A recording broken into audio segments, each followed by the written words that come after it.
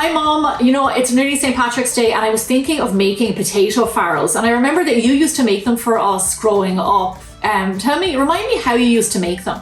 Really, I mean, simple. It was always with leftover mashed potato, and depending on how much potato there was, you know, you added flour to extend it to some degree, and just salt and pepper and some good butter in the pan and fry them off. That's it? That's all it takes? That is all it takes to make potato farls. It's literally mashed potato, flour. Don't over-flour it, because if you do, you'll have to add something else. And sometimes it's an egg. People would find it with an egg. Thank you so much, Mom. You're always a wealth of knowledge. And tell Dad I said hi, and I'll talk to you soon. I am going to go and make some potato farls and get into the kitchen. I'm excited.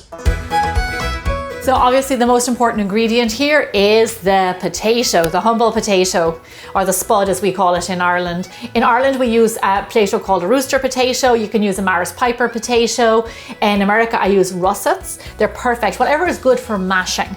So just chop these up into cubes.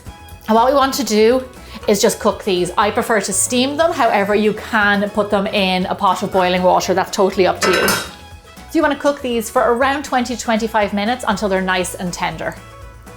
So it's been around 20 minutes or so, and I've got a little knife here and my potatoes are nice and tender. The knife is going straight through them. So I'm going to bring it over here to my bowl. Scoop your potatoes out and put them into your sieve that's hanging over your bowl. Perfect. So what I like to do for this recipe, actually when making mashed potatoes in general, I always let them just hang out in the steam a little bit. You see the steam, it's just making them kind of dry, a little bit flourier. So I just like to give them a minute or so, let them chill, and just like get rid of a little bit of that moisture. And then with a wooden spoon or whatever you have, a spatula or whatever, we are going to go in and pass these through the sieve. What we're doing here is trying to get really fine potato and get it nice and airy, because these potato cakes actually end up being quite light. If you have a ricer, you can use a ricer, that's totally fine. And if you only have a hand masher, just use that, that's fine too. But I think just doing this extra step of passing it through a sieve rather than mashing it gives you a lighter potato farl. So a little tip when making potato farls, make sure that you sieve them or rice them after they've been cooked. Don't let them go cold and then try it, because it makes it really difficult, and it also will make your potatoes kind of gluey. So you do want to sieve them, rice them when they're still nice and hot.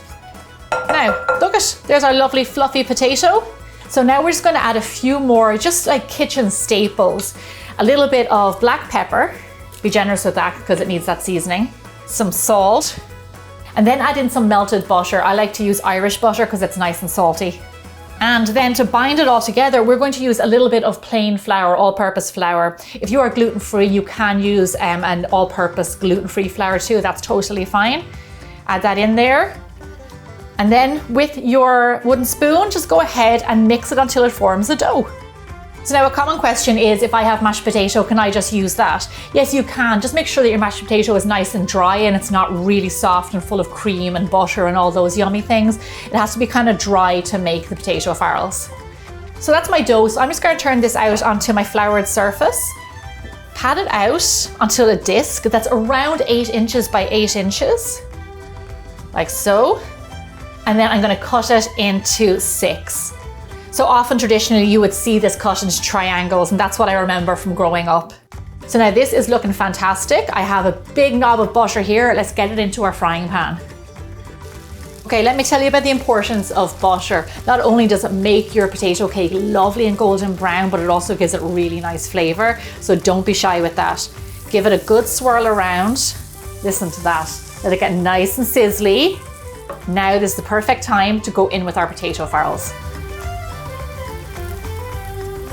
So once they've been cooking for around 5 minutes or so, I'm going to carefully flip it over and look at that golden brown potato farl. Oh my gosh. That's why I said be generous with that butter in the pan, because it gives you a lovely color, but it also gives you a lovely crisp outer layer of your potato farl. It's just delicious. Another 4 minutes or so on the other side, and then we're done. So in true Irish style, you serve your potato farls with an Irish fry. That's exactly what I'm doing. Tomatoes, eggs, Thanks a million to my mom for helping me out. I hope you enjoyed this authentic Irish recipe. I've loads more Irish baking videos, so go check them out. Oh man, it's delicious.